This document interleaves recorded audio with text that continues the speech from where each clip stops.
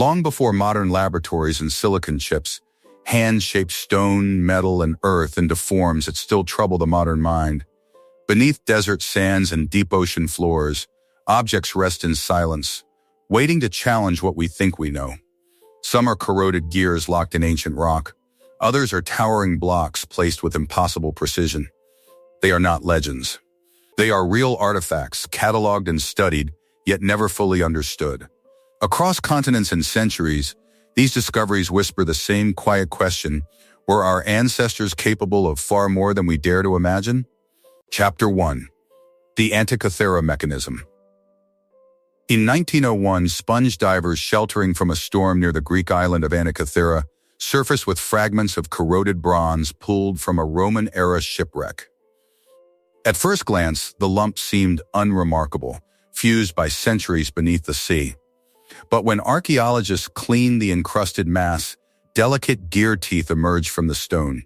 What they uncovered would later be called the Antikythera mechanism, a device dated to around the 2nd century BC.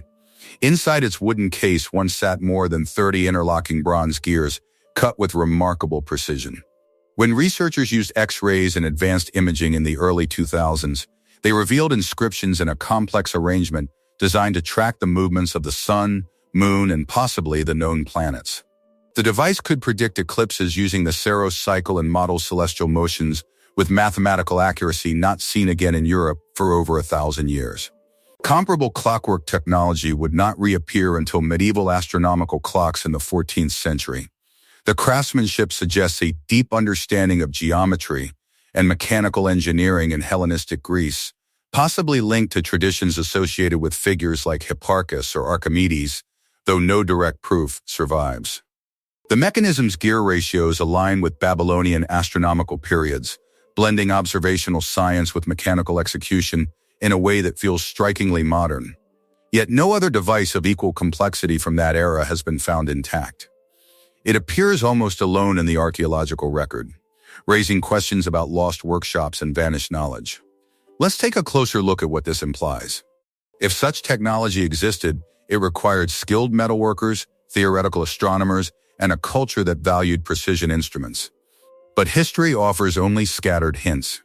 The ship that carried it sank sometime around 60 BC, preserving a machine that would sleep beneath salt water for 2 millennia. When it resurfaced, it forced historians to reconsider assumptions about ancient engineering, not through myth or speculation, but through gears cut by human hands, still meshing in silent testimony to a forgotten brilliance. Chapter 2. The Baghdad Battery. In 1936, workers laying railway lines near Kujat Rabu, just outside Baghdad, uncovered a small clay jar sealed with asphalt. Inside was a copper cylinder, and within that, an iron rod. The object dated to the Parthian or early Sasanian period, somewhere between 250 BC and 250 CE.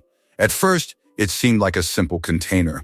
But in the 1930s, German archaeologist Wilhelm Koenig suggested that when filled with an acidic liquid like vinegar or grape juice, the jar could produce a small electric current. The idea became known as the Baghdad Battery. Replicas built in modern times have generated low voltages, enough to plate a thin layer of metal onto another surface. Electroplating was not formally documented until the 19th century. Yet some ancient artifacts from the region show extremely fine layers of gold or silver coating, leading some researchers to wonder if electricity played a role. Mainstream scholars remain cautious. There is no direct evidence that wires or connected devices were ever used with these jars. Some argue they may have stored scrolls or held sacred objects. Still, the design is curious. The copper and iron are carefully arranged to avoid direct contact, a configuration that resembles later galvanic cells. If it was accidental, it was remarkably precise. If intentional, it suggests experimentation with chemical reactions and energy long before formal electrical theory. The region was home to advanced metalworkers and artisans, skilled in alloy production and decorative finishes. Knowledge often traveled through trade routes linking Mesopotamia to India and the Mediterranean. It is possible that techniques developed quietly, used in workshops without written explanation. The jars were small, portable, and easily overlooked. They did not glow or spark dramatically. Any current produced would have been subtle, almost invisible. And yet the concept challenges the timeline many accept for the harnessing of electricity. Whether ritual object, storage vessel, or early battery, the artifact stands as a reminder that ancient innovation does not always fit neatly within modern expectations, and that simple objects can conceal possibilities that shift our understanding in quiet but lasting ways. Chapter 3. The Roman Concrete Mystery. Along the coasts of Italy, ancient Roman harbors still stand against the sea. Breakwaters built more than 2,000 years ago remain solid, even after centuries of pounding waves. Modern concrete, by contrast, often cracks and crumbles within decades when exposed to saltwater. Engineers have long studied this puzzle, trying to understand how Roman builders achieved such resilience. The secret lies in a mixture described by Vitruvius, a Roman architect of the 1st century BC. He wrote of combining lime with volcanic ash, particularly from the region around the Bay of Naples. This ash, known as pozzolana, reacted chemically with seawater. Recent scientific studies have shown that when seawater seeped into tiny cracks, it triggered the growth of rare minerals like aluminum tobermorite and phillipsite within the concrete matrix. Instead of weakening the structure, the reaction strengthened it over time. The material became tougher as it aged. Modern Portland cement relies on different chemistry. It sets quickly and hard, but it does not heal itself in the same way. Roman concrete, poured into wooden forms and submerged in the sea, bonded with volcanic fragments to form a durable mass that resisted erosion. The Romans did not leave behind detailed chemical formulas. Their knowledge was practical, passed through guilds and workshops. Quarry sites, kiln remains, and harbor ruins provide clues, but much of the expertise vanished after the fall of the Western Roman Empire. Medieval builders did not replicate the same maritime concrete on a large scale. It was not until the 18th and 19th centuries that similar hydraulic cements were rediscovered. Today, researchers attempt to recreate Roman formulas to design more sustainable building materials. Let's consider what this means. An empire known for roads and aqueducts also mastered a concrete that interacts dynamically with its environment. The achievement was not accidental. It required careful selection of volcanic deposits, controlled burning of limestone, and an understanding of how materials behave in water. The harbors of Cosa and Portus continued to endure, quiet witnesses to a construction method that blended observation with experimentation. The technology was not hidden in myth or legend. It was poured, shaped, and left to harden beneath the same waves that still test it, revealing a sophistication in materials science that feels unexpectedly modern and continues to influence engineering discussions today. Chapter 4. The Pyramids and Precision Stone Cutting. On the Giza Plateau, the Great Pyramid rises with a presence that has endured for more than 4.5 millennia. Built during the reign of Pharaoh Khufu around 2560 BCE, it was constructed from an estimated 2.3 million stone blocks, some weighing several tons. What continues to draw attention is not only its scale, but its precision. The base is nearly perfectly level, deviating by only a few centimeters across hundreds of meters. The sides align closely with the cardinal directions, oriented to true north with remarkable accuracy. Inside, massive granite beams form the king's chamber, cut and fitted with tight tolerances. Copper tools have been found at quarry sites along with stone pounders and evidence of ramps. Experiments show that limestone can be shaped with such tools, given time and labor. Yet certain granite surfaces, particularly in the internal chambers, appear smoothly finished, leading to debate about techniques used. Ancient Egyptians were skilled surveyors. They observed stars and used simple sighting tools to align structures. Water-filled trenches may have helped level foundations. Workers left behind graffiti in hidden spaces, recording crew names and phases of construction, grounding the monument firmly in documented history. Still, the logistical coordination required remains staggering. Transporting blocks from quarries, including granite from Aswan hundreds of kilometers away, demanded organization on a vast scale. Boats carried stone along the Nile, while sledges moved them across prepared pathways. Reliefs and experimental archaeology suggest wet sand reduced friction during hauling. The technology was not futuristic in a modern sense, but it was deeply sophisticated in planning and execution. Let's pause on that idea. Precision does not require advanced machines if knowledge and workforce are aligned. The pyramid's casing stones, many now removed, were once polished to reflect sunlight. Joints between some blocks are so fine that a blade can barely slide between them. Modern surveys using laser measurements confirm the builder's extraordinary accuracy. The monument stands not as an isolated wonder, but as part of a broader tradition of pyramid building in Egypt. Yet its scale and alignment continue to inspire questions about measurement, astronomy, and human capability. It reflects a civilization able to translate observation of the heavens into stone geometry, shaping raw rock into a structure that still anchors discussions about ancient engineering skill and the limits of what we assume was possible in the distant past. Chapter 5. The Nazca Lines. In the arid plains of southern Peru, vast shapes stretch across the desert floor, visible only from high above. The Nazca Lines were created between 500 BC and 500 C by removing dark surface stones to reveal lighter soil beneath. From ground level, they appear as shallow trenches or simple lines. From the air, they form giant geoglyphs, monkeys, hummingbirds, spiders, and long geometric patterns that run for kilometers. The scale is difficult to grasp without aerial perspective. Some lines are perfectly straight for miles, crossing uneven terrain without wavering. Archaeologists believe the Nazca people used simple surveying techniques, wooden stakes, and rope to plan the figures. Excavations have uncovered stakes at line endpoints, confirming deliberate design. The desert climate preserved them, with little rainfall to erode the surface. Still, the purpose remains debated.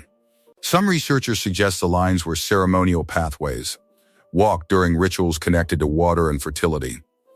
Others propose astronomical alignments, though evidence for precise star mapping is limited. Pottery fragments and offerings found nearby hint at spiritual meaning tied to the landscape. The Nazca lived in a harsh environment where rainfall was rare, and survival depended on managing scarce water sources. Underground aqueduct systems known as puquios demonstrate their engineering skill. The lines may have served as symbolic appeals to deities associated with water and life. What makes them feel advanced is not machinery, but vision. Creating artwork meant to be seen from the sky implies planning beyond ordinary sightlines. Nearby hills provide partial vantage points, but full shapes emerge only from altitude. Modern pilots rediscovered many figures in the 20th century, bringing global attention to the site. Satellite imaging continues to reveal new geoglyphs, some smaller and older than previously known. The Nazca lines show coordination across generations, with different groups adding designs over centuries. They did not leave written explanations. The desert holds only the lines themselves, carved with patience and intention. Their endurance depends on fragile balance. A single tire track can scar them permanently. These immense figures remain silent across the plateau, inviting careful study while resisting simple answers about why such monumental effort was poured into shapes drawn upon the earth itself. Chapter 6. The Voynich Manuscript. In 1912, rare book dealer Wilfred Voynich acquired a strange manuscript from a Jesuit college near Rome. Bound in vellum and filled with looping script, it appeared to date from the early 15th century. Radiocarbon testing later confirmed the parchment was produced between 1404 and 1438. The book contains over 200 pages of illustrations, unknown plants, astronomical diagrams, bathing figures, and intricate charts. Yet the text itself has never been conclusively deciphered. The writing flows in consistent patterns, following rules that resemble real language. Statistical analysis shows structure, repetition, and distribution similar to natural tongues. Cryptographers, linguists, and computer scientists have all attempted to unlock it. During World War II, even codebreakers who worked on military ciphers examined its pages. No solution has been universally accepted. Some theories suggest it encodes a lost language. Others propose it is an elaborate cipher using substitution or invented grammar. A few scholars argue it may be a sophisticated hoax, though creating such internal consistency without modern tools would have required immense effort. The botanical drawings depict plants that do not match known species, blending familiar shapes into unfamiliar forms. The astronomical sections show circular diagrams with zodiac symbols, linking it loosely to medieval European traditions. Handwriting analysis suggests a single main scribe working carefully across the pages.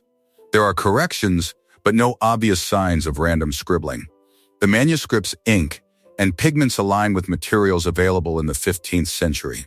It has passed through the hands of collectors and scholars for centuries, its mystery intact. Let's consider the patience behind it. Page after page was filled with deliberate script, arranged in paragraphs and headings. If it encodes knowledge, that knowledge remains locked. If it is symbolic or artistic, its meaning is hidden behind a system no one fully understands. Modern AI and computational tools continue to analyze patterns, searching for linguistic roots. Yet the Voynich manuscript resists clarity.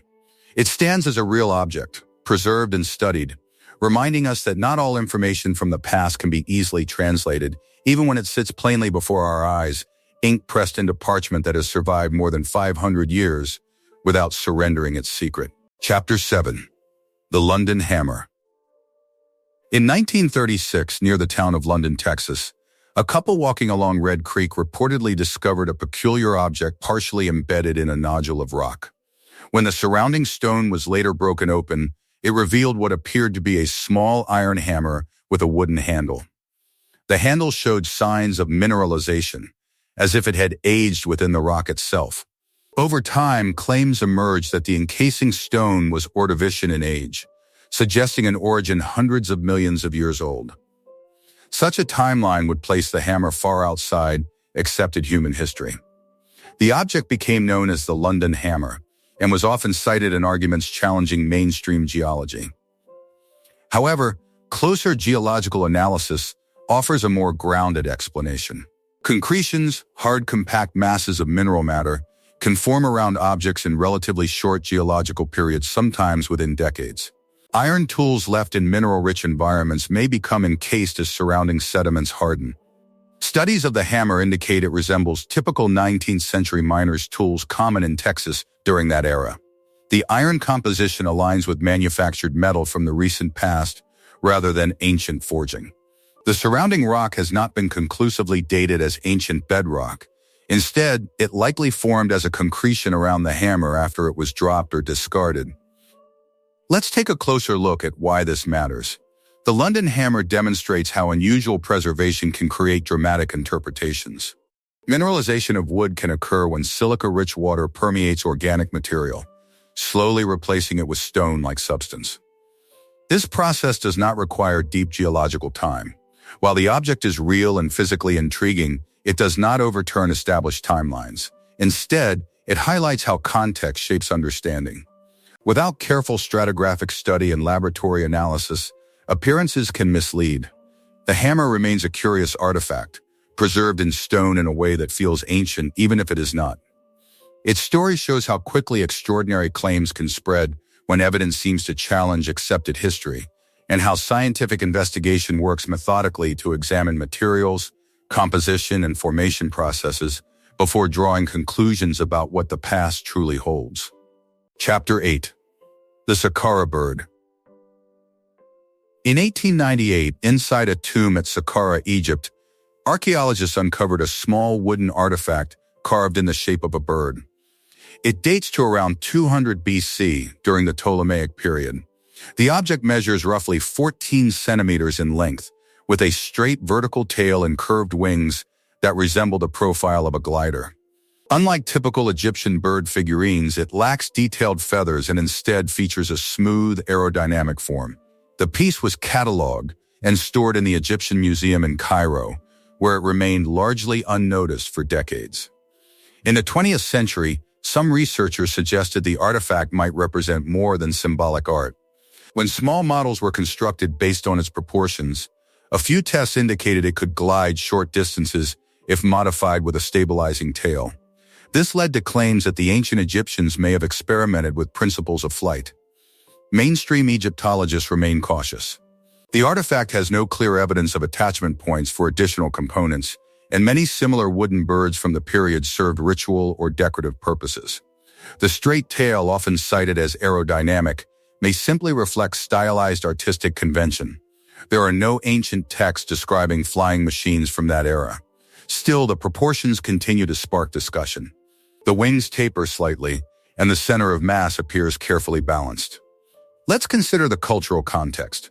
The Egyptians closely observed birds along the Nile, incorporating them into mythology and daily life. Carvers may have captured subtle aspects of avian form through careful study.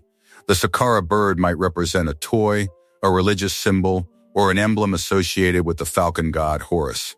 Yet its design feels unexpectedly modern when viewed through the lens of aerodynamics. Wind tunnel experiments with replicas have produced mixed results, often requiring adjustments not present in the original artifact. The object remains small, silent, and open to interpretation.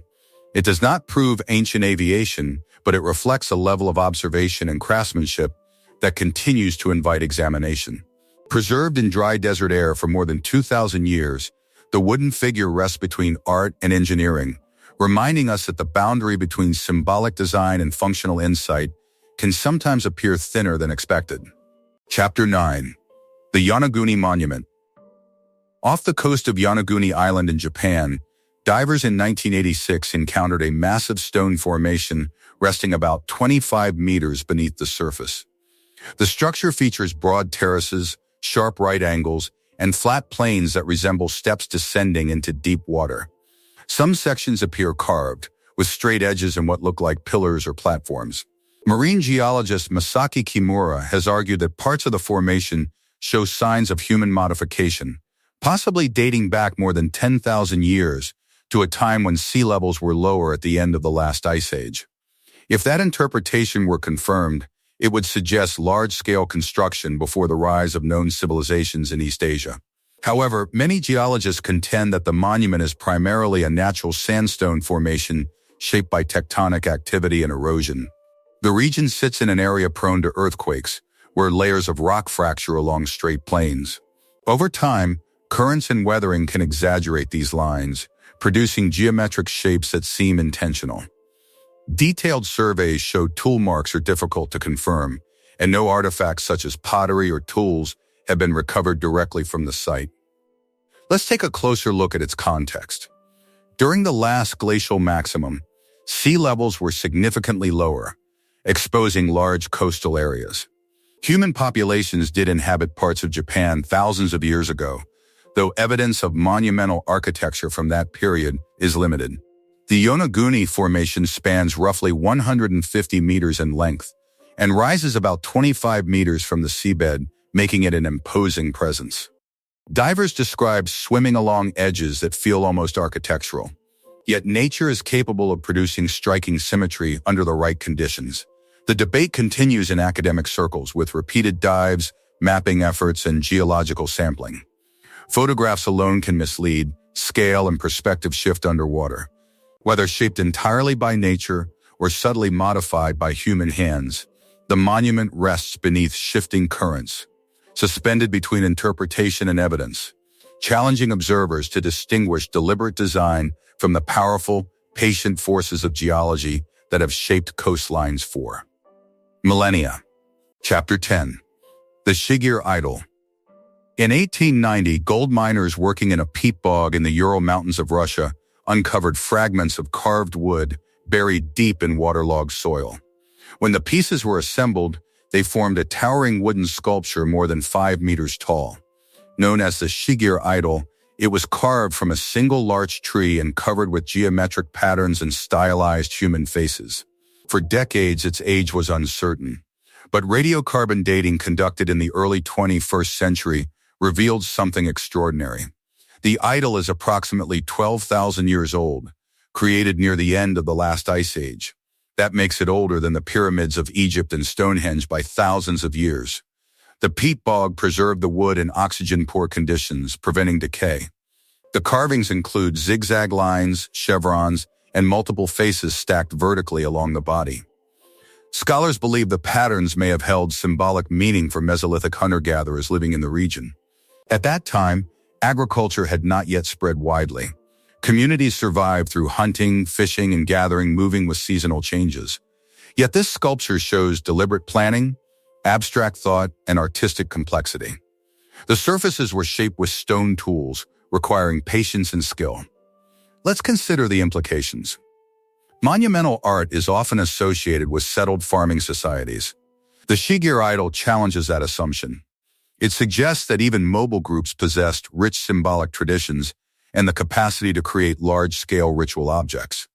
The exact meaning of the carvings remains unknown. Some researchers interpret them as territorial markers or mythic representations of spirits tied to forests and water. The idol's elongated form and intense gaze evoke a presence that feels both ancient and immediate. It stood long before written language emerged in the region. Over millennia, as climates shifted and civilizations rose elsewhere, it lay hidden in peat, untouched by light. Its survival is almost accidental, dependent on unique environmental conditions. Today, fragments are preserved in a museum, carefully reconstructed. The Shigear idol does not rely on metal gears or complex masonry to astonish. Its power comes from age and symbolism, reminding us that deep in prehistory, human imagination was already capable of carving meaning into wood, leaving behind a silent figure that continues to watch across the vast span of time.